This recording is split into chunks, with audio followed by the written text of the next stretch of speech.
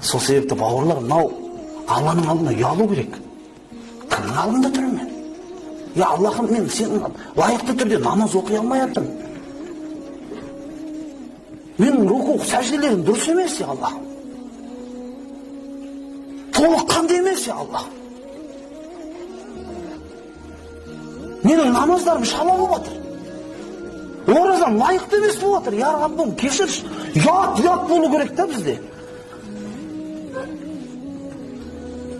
Құдайдың құзырында тұрғаның үшін ұялу керексің да. Кім біз Құдайдың құзырына кіретін? Не бір бастықтар бір алдына кіргізбейтін. Аллах субханаху ва тағала саған мүмкіндік беріп тұр. Ал кім біз? Сіз кеше қандай күнә істедіңіз? Алла сізге мүмкіндік берді ме? Береді.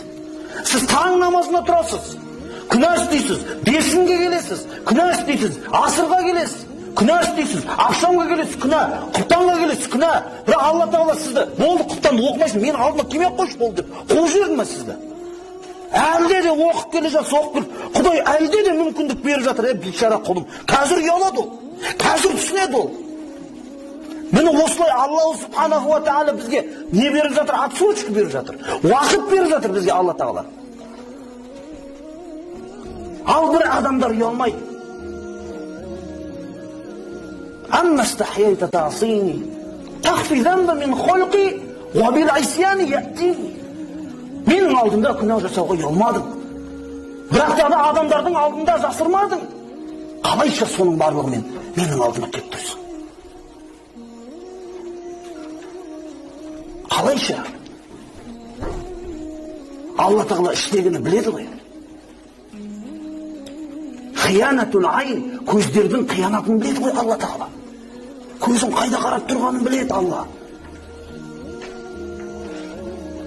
Бүкіл уәс қандай ой болсын сіздің басыңызда, Алла субханаху ва тағала барлығын естіп тұр, біліп тұр, түгел де біліп тұр Алла тағала. Ұят қайда? Ғалымдарымыз не дейді? Айтады, сен Алланың ұлылығына сай намаз оқы, немесе өзіңнің намазына сай басқа біреу тауып ал дейді. Түйіні осы оны. Астағфирулла, Алла тағаланың құзырында өте ауыр нәрсе бауырлар. Сол себепті иншалла менде бір ой бар.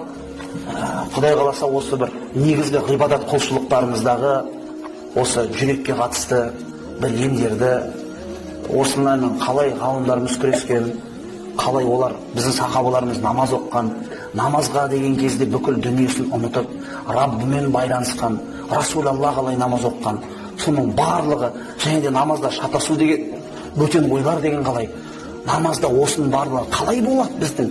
Манағы жанағы жүрекпен болу, түсіну, қорқу, тағзым қылу, үміт ету, ұялу деген сезімдерді қалай алып келемін деген сол сұрақтардың барлығына алдағы уақытта иншалла біз жауап беруге тырысамыз. Сіздер асықпасаңыздар болды дейді.